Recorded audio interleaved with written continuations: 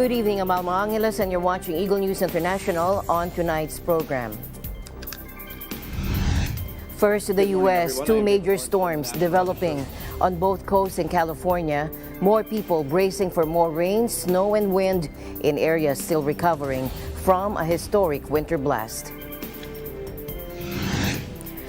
The gunman who shot dead 7 people at a Jehovah's Witnesses center in Hamburg before turning the gun on himself was an ex-member of the religious group, but his faith turned to hatred to the very people he once prayed with. And a Chinese security vessel orders a Philippine plane carrying media to leave. A Philippine Coast Guard plane carrying journalists flew over the Spratly Islands in the hotly disputed South China Sea, and a Chinese voice issued a stern command over the radio saying leave immediately. Meanwhile, the storms on Wall Street continue today after regulators seized the assets of Silicon Valley Bank. This marks the largest bank failure since the 2008 financial crisis.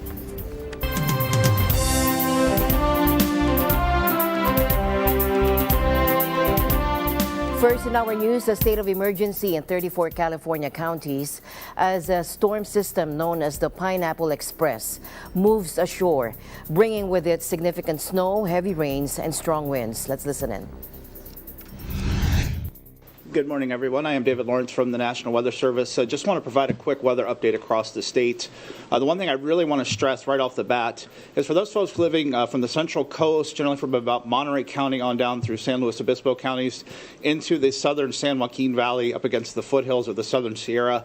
Pay very close attention the next 6 hours or so. We are seeing some flash flooding that is very dangerous starting to develop, likely to continue to see flash flooding as very heavy rainfall persists in that particular area the next 6 hours or so. So if you see new warnings or you see flooding, be sure to be able to take very quick action to protect yourself from that flooding. As we push forward, thankfully that rain will taper off later this evening into the overnight hours in terms of intensity, but we will see additional rounds of both rain and heavy mountain snow redevelop across much of northern and central California as we go through the weekend, and we're also likely to see this weather pattern continuing as we go into at least the first half of next week with additional flooding concerns as well as wind concerns as very windy conditions continue across much of the state, particularly the southern half. Beyond that, it is likely that we will see additional rounds of precipitation perhaps into next weekend as well. So I really want to stress for folks to stay prepared for this particular weather situation, as very dangerous conditions in terms of flooding and other weather hazards are likely to develop pretty quickly. Directly on the heels of historic snowfall in the Inland Empire and in other areas, we're hit with now multiple atmospheric rivers. This heavy, warm rain combined with accumulated snowfall is leading to the risk of flooding, rock and mudslides in the burn scar areas, and again, heavy snowfall in the higher elevations and over the passes, increasing the likelihood of road closures and avalanches. And so we're asking the public to please limit non-essential travel during the peak of the storm. Yesterday, underneath the governor's leadership, Newsom requested an emergency declaration from the president. The president this morning granted that declaration for 34 counties. That allows FEMA to direct other federal agencies to provide life-saving and emergency assistance as needed to respond to not only the current events happening right now, but the other atmospheric rivers as they come in the days to week in front of us. Forecasters said the Pineapple Express, so called because it is bringing warm subtropical moisture from Hawaii, could cause some of that monster snowpack to melt, overwhelming river systems. Rainfall totals of 4 to 9 inches atop areas with saturated soil and deep snowpack will cause widespread and severe flooding impacts, according to the National National Weather Service, higher elevations in Northern California and the Sierras will receive a heavy wet snow leading to difficult travel. Up to 9 inches of rain were expected in some parts of the state, with several feet of heavy wet snow falling over mountains where a huge snowpack has built up over months of near-record storms. The Sierra Nevada mountain range has been buried in unusually heavy snow for weeks. As more moved in on Friday, a number of ski resorts shut their gates, citing weather worries. In South Lake Tahoe, the San Francisco Chronicle reported that the weight of the accumulated snow brought down the roof of a gas station, sparking a fire. Meanwhile, Tropical Storm Freddy is on track to break the record as the longest-lasting cyclone of its kind, according to the UN today, as the killer storm was set to hit Mozambique once again. Freddy has been named tropical cyclone for 33 days since developing off the North Australian coast and becoming a named storm on February 6. Take a look. Tropical cyclone Freddy is continuing its incredible and its dangerous journey.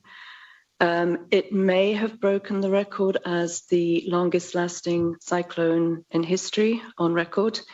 It's been a named tropical cyclone now for 33 days. We're getting lots of questions as to, well, is it a new world record or not? WMO is setting up an expert committee to evaluate this. We won't be pronouncing overnight. It'll take time.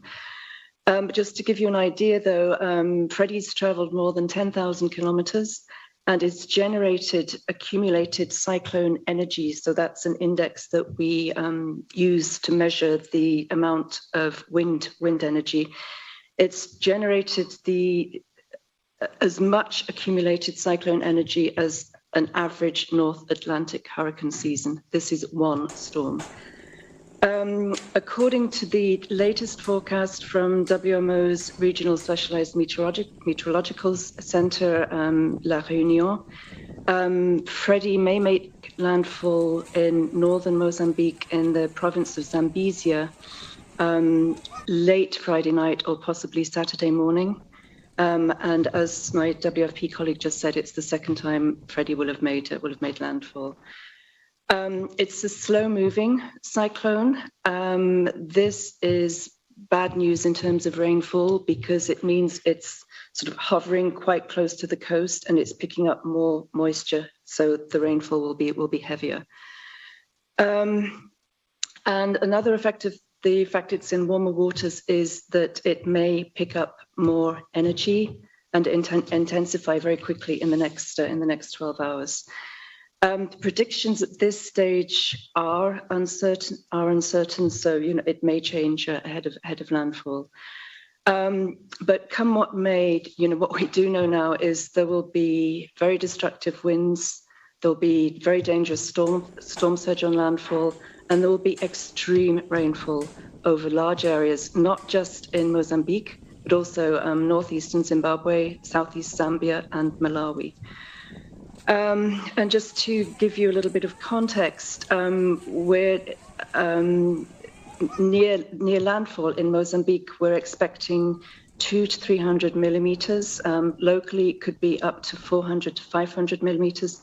This is more than twice the usual monthly rainfall, and it's coming on top of, the existing rainfall from that Freddy caused the first time around and pre-Freddy seasonal rainfall. Not just limited to Mozambique, Malawi is also going to see very, very heavy, very dangerous rainfall and flooding. And as I said, we are getting a lot of questions as to, is this going to be the longest lasting cyclone on record? The current record is held by Hurricane/Typhoon John, which lasted 31 days in 1994. The World Meteorological Organization Weather and Climate Extremes Committee is currently assessing an expert panel to assess whether it is a new record. And one of the things they will be looking at is whether it retained the strength of a tropical storm throughout its life, or whether it might have weakened in its very long passage. But regardless, Freddy will be an exceptional phenomenon. It will, stay in the history books for a very long time. A disgruntled former Jehovah's Witness member shot dead 6 people on the group's congregation in the German city of Hamburg before turning the gun on himself. Here's Irene Calvello for when it first happened.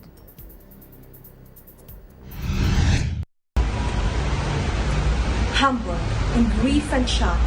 Yesterday evening at 9 p.m. local time, a shooting struck at the religious group in the Grossviertel district of Hamburg, resulting in 8 fatalities and several injuries.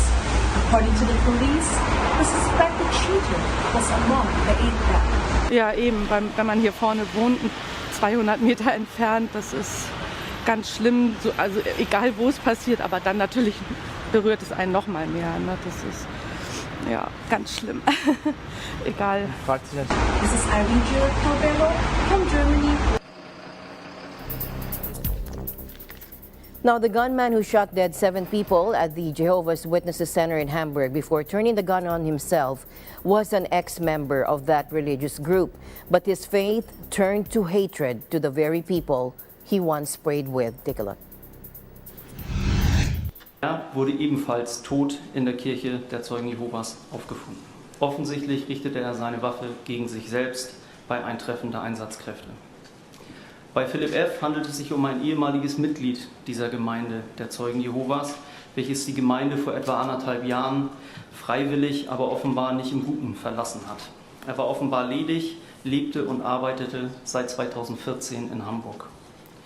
Philipp F. hege eine besondere Wut auf religiöse Anhänger, wurde ebenso erwähnt, besonders gegenüber den Zeugen Jehovas und seinem ehemaligen Arbeitgeber.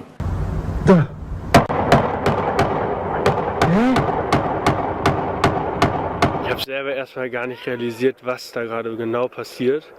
Da habe ich das mit meinem Handy gefilmt und durch den Zoom habe ich erst festgestellt, dass da gerade jemand schießt bei den Zeugen Jehovas. Und während ich das gefilmt habe, habe ich erst realisiert, was da gerade vor sich geht. Now, this was just last night after a report of gunshots inside a Jehovah's Witness worship hall in Hamburg. People who entered early that night for some quiet reflection found themselves cowering, desperate, and running for their lives. Several people, including an unborn child, were killed in the shooting. The woman, pregnant with a baby, has survived and was counted among the wounded. Police said the gunman had fired several shots at a car after noticing the driver maneuvering the vehicle as he was headed for the Kingdom Hall building. The woman escaped with light injuries and contacted police. Interior Ministry Nancy Faeser said investigators were working flat out to determine the background to the attack. In a public television interview on Friday, Faeser also spoke in favor of tougher legislation on carrying firearms in Germany. She said a bill now being drafted seeks to make a medical certificate a requirement for a permit to carry weapons. But without evidence of unfitness to bear arms, it is very, very difficult to intervene after a permit has been granted. Germany has about 175,000 Jehovah's Witnesses, including 3,800 in Hamburg. As the Philippine Coast Guard plane carrying journalists flew over the Spratly Islands in the hotly disputed South China Sea, a Chinese voice issued a stern command over the radio, and it said, "Leave immediately." Take a look. "You have entered the water around a Chinese reef and constituted a security threat. To avoid misunderstanding, leave immediately," the Chinese radio operator said in one of 7 messages issued in Chinese and English as the Coast Guard plane flew over a Philippine-occupied island and shoal. The Philippine pilot responded that they were flying within his country's territory. This order came from a radio operator on a Chinese Coast Guard vessel 3,500 feet below, one of dozens of ships seen prowling the waters. AFP was one of several media outlets given the rare opportunity on Thursday to fly over some of the dozens of tiny islands and reefs where the Philippines, China, and several other nations have competing claims. During the 4-hour flight in the Cessna Caravan, Philippine Coast Guard personnel identified nearly 20 Chinese vessels, including what they described as maritime militia boats, in waters around some of the 9 islands and reefs occupied by the vessels. 17 boats reported by the Philippine Coast Guard to be Chinese maritime militia were also spotted near Sabina Shoal, which is claimed by Manila. 15 Chinese boats were seen in the vicinity of Thitu, the largest Philippine-occupied island, which lies about 430 kilometers from the major Philippine island of Palawan and more than 900 kilometers from China's nearest major landmass of Hainan Island. The Philippine Coast Guard said that was down from 42 the previous week. A Chinese Navy ship was 15 kilometers from the island, while a Coast Guard vessel was half that distance away, according to estimates provided by the Philippine Coast Guard. The administration of U.S. President Joe Biden has proposed a budget asking for billions of more dollars to boost its Indo-Pacific Military Command. The U.S. Department of State is seeking $2 billion to strengthen Indo-Pacific economies as well. Take a look. And USAID. The budget is an extension of principled, clear-eyed leadership by the United States in the face of a set of generational challenges that require sustained commitments to address. Our approach towards the generational challenge posed by the PRC focuses on investing in our own domestic capabilities, aligning our efforts with those of allies and partners, and competing with the PRC where interests and values differ. In mandatory spending, $2 billion to strengthen Indo-Pacific economies and supporting our partners in pushing back against predatory and opportunistic competition by China.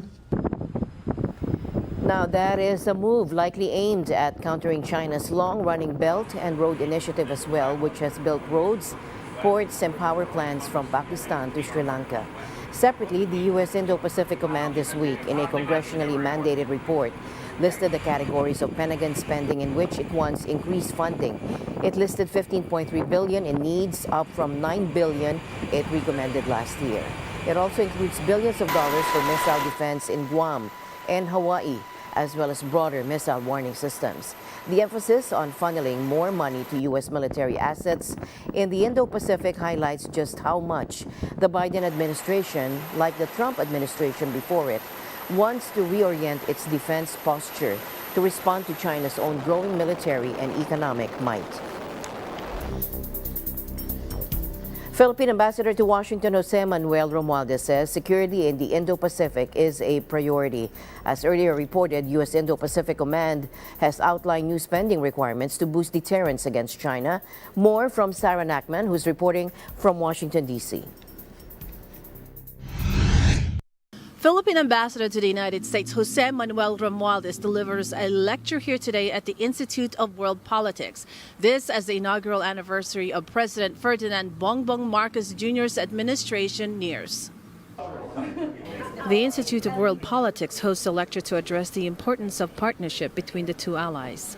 One of our key initiatives is to expand our network with other scholar practitioners, not only from the U.S. but also from allied countries in the regions of Northeast and Southeast Asia.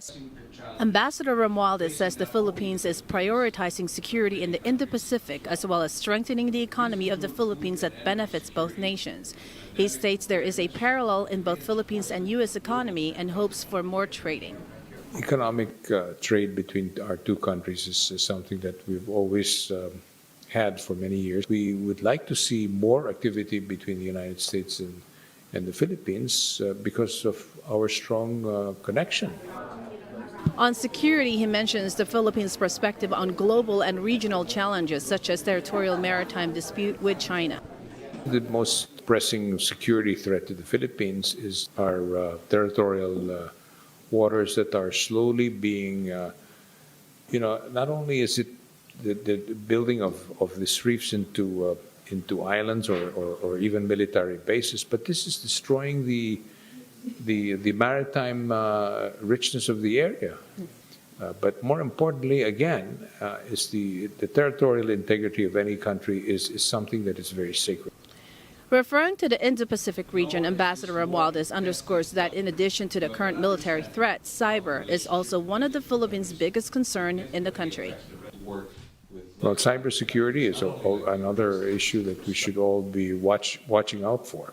Obviously, it's a growing concern for many nations, and Philippines is definitely included in that. And we even have, I might say, our fears of the use of the cyber network into to cyber crimes. Going forward, the Philippine ambassador reiterates the importance of the Enhanced Defense Cooperation Agreement, or EDCA, allowing 4 new locations for U.S. and Philippines interoperability, exercise, and even disaster response when needed. The additional locations would further boost our collective defense and capabilities, promote interoperability between our forces, and address existing and potential security threats to our nation and people, both traditional and non-traditional. Sarah Nachman, Washington, D.C., Eagle News. We live in extraordinary times.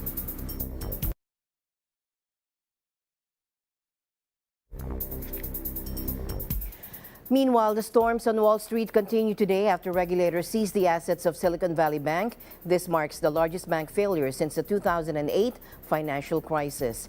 California Bank's collapse, the second largest in U.S. history, is now raising concerns about the broader economy. Let's listen in. Is that our Secretary of the Treasury, Secretary Yellen, is closely tracking the developments with the Silicon Valley Bank.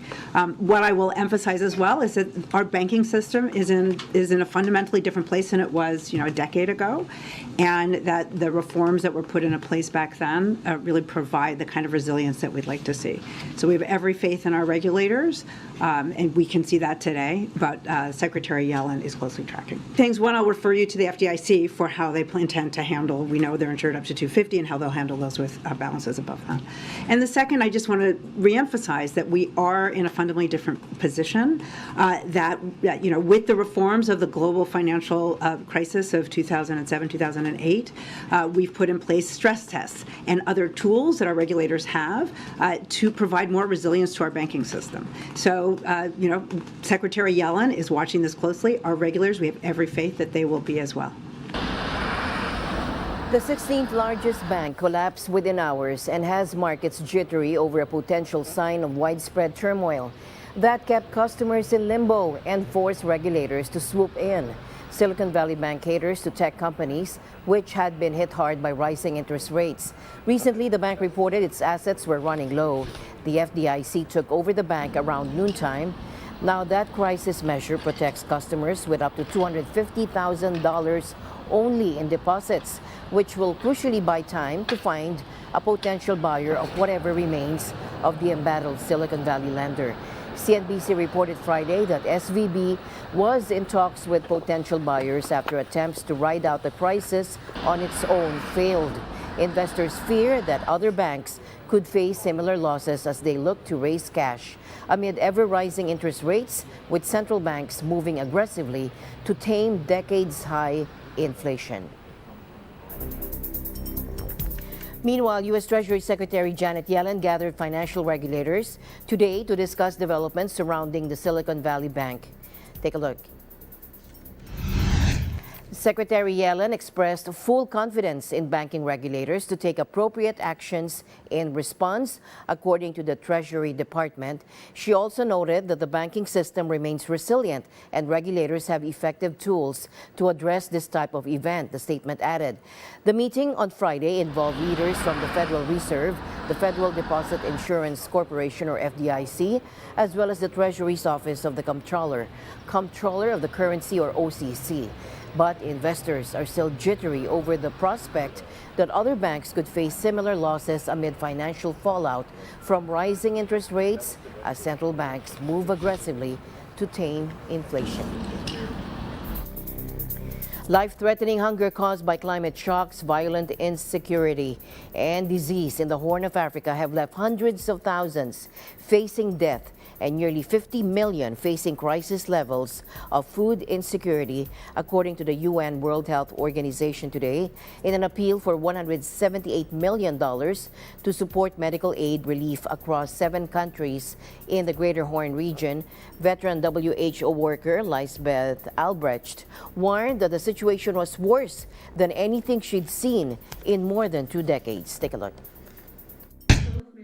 We are seeing serious surge in disease outbreaks and the highest number of malnourished children in years, and all this against the backdrop of deteriorating outlook in terms of food insecurity. Almost 12 million children under the age of 5 are projected to be malnourished in this region. This is a region that hosts a large number of refugees, has accumulated millions of IDPs over the years, but on top of that, today we see more than 2 million drought-induced displaced. So these are really people who've left their homes looking for water, for humanitarian assistance. The frequency of these disease outbreaks can be directly linked to these extreme weather events and to climate change.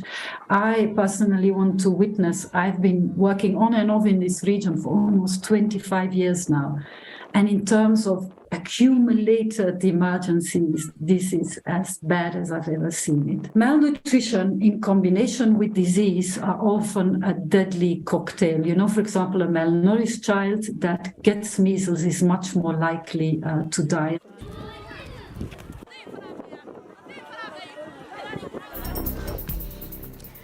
A special occasion for anime, comic books, gaming, and entertainment enthusiasts as the Emerald City Comic Con gathered downtown. It's celebrating its 20th anniversary. At the scene is our North American correspondent Rex Dulay from Washington, D.C. Take a look. It's that time of the year again when comic book enthusiasts from all over the world gather in Seattle to celebrate their love for all things nerdy. This year's Emerald City Comic Con promised to be bigger and better than ever, with a brand new venue, wide range of activities and events, and attractions that are sure to delight fans of all ages. The convention, which usually runs during the first weekend of March, features a jam-packed schedule of panels, workshops, and celebrity appearances. Fans will have the chance to meet some of their favorite comic book writers, actors, and artists, as well as attend panels on topics ranging from cosplay and fan fiction to the latest trends in comics. One of the highlights of the event is the actual venue where the convention is being held. The new edition of the Summit Building at the Seattle Convention Center hosts the 20th anniversary of Emerald City Comic Con. It's a big, wide open space. They have so many floors of amazing exhibits, and just so much to see and do. Emerald City Comic Con 2023 also features a wide range of exhibitors and vendors, offering everything from rare comic books and toy collectibles. Fans can shop for merchandise, get autographs and photos with their favorite stars, and even try out the latest board games and video games. Overall, this event delivers an exciting and unforgettable experience for fans of all things pop culture. There's a lot of people gathered here today that have very similar interests, and it's a very comfortable and safe atmosphere to share your hobbies, and so it's a lot of fun, and everyone here is just really nice, and it's really fun to talk to everyone. Whether you're a die-hard comic book fan, a casual viewer of TV shows and movies, or just someone who loves to geek out or people watch, there's something for everyone at Emerald City Comic Con 2023. Reporting from Seattle, Washington, Rex Dulay for Eagle News. We live in extraordinary times. Thank you, Rex, from Seattle, Washington. Okay, a new facility in the north of England allows scientists to literally make the weather in order to test the energy efficiency of homes built inside the huge lab. Ryan Florentino reports from our UK bureau. The UK cold snap is expected to worsen for many, with more snow predicted across large parts, bringing the threat of power cuts and travel delays. The heaviest snowfall is expected in northern and central England, where up to 40 centimeters or 15 inches could hit an area stretching from Durham down to Stoke-on-Trent. In spite of this, a new facility in the north of England, Energy House Labs, allows scientists to replicate weather conditions in order to test the energy efficiency of homes built inside a huge lab. Rain, wind, sunshine, and snow can be recreated in temperatures ranging from -20 to +40 degrees Celsius. Let's have a listen to Professor Will Swan, Director of Energy House Labs. When you try and understand, how a house is energy efficient, you normally have to wait for the weather. So here we bring the weather to the research problem. We can compress a 2-year experiment into sometimes a matter of weeks. The experiments we're doing here now with our partners are really to try and understand how do we deliver those future net zero homes in the UK. To ensure this works in real-world conditions, volunteers are actually going to live here for days at a time. The hope is that Energy House 2.0, which recently opened at Salford University, can help builders and scientists find the best way to save energy in a time of high prices and climate consciousness. So one of the key technologies that we're trialling on this house is almost like a building management system for residential buildings. You connect all of that technology into a single interface. It's almost like the Alexa of the home energy system, and that can be automated as much as the occupant wants. Reporting from London, United Kingdom, I'm Ryan Florentino. Stay safe, for we live in extraordinary times. Thanks, Ryan. Let's now join our correspondent, Raymar Gutierrez, as he takes us through a walking tour of Kota, Kinabalu. Take a look. Welcome to Kota, Kinabalu, Malaysia. Today, we will give you a walking historical tour of this city. Come and join me. Kota Kinabalu was called Jesselton before. It was named after Sir Charles Jessel, a former vice chairman of British North Borneo Company who established colonial settlements. In 1946, the British Crown declared Jesselton as the new capital of North Borneo.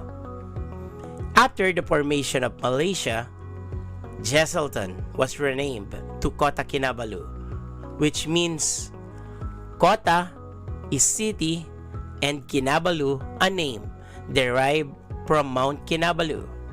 With that said, let's move to our first stop. Welcome to Padang Merdeka, or Independence Field. Back then, this field was used as a site for sporting events during the North Borneo Crown period. It was also used as a parade site before the sports complex was built.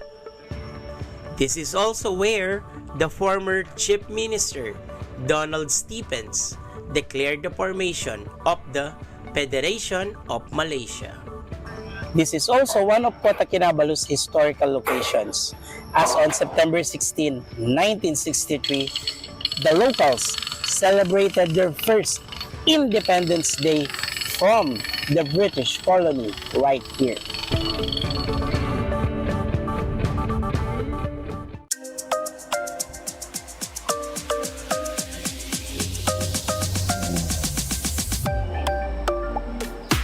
Next stop is just a short distance away from the Padang Merdeka, the Atkinson Clock Tower.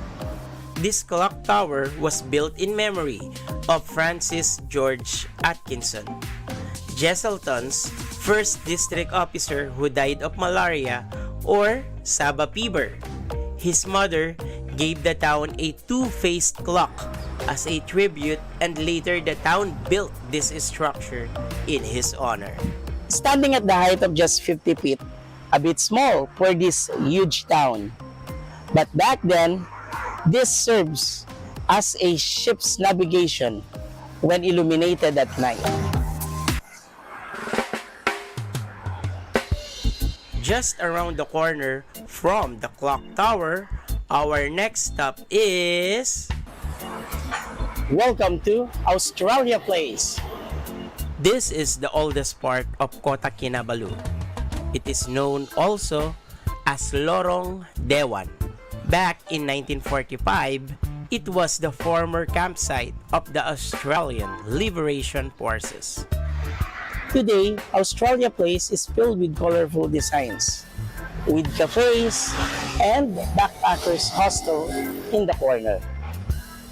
And did you know that the jungle behind this building is still unharmed and in its original form?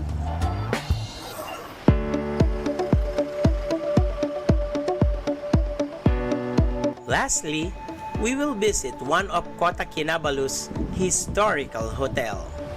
Welcome to Jesselton Hotel. Established in the year 1954, it was Kota Kinabalu's original boutique hotel with a British colonial theme. It was the first hotel built in Kota Kinabalu after the Second World War.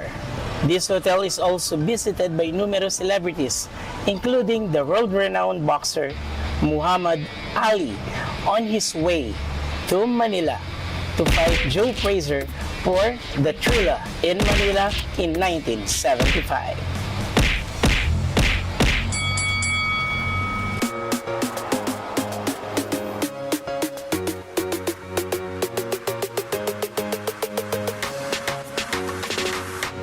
Reporting from Kota Kinabalu, Malaysia, this is Raymond Gutierrez reminding you to stay alert because we live in extraordinary times.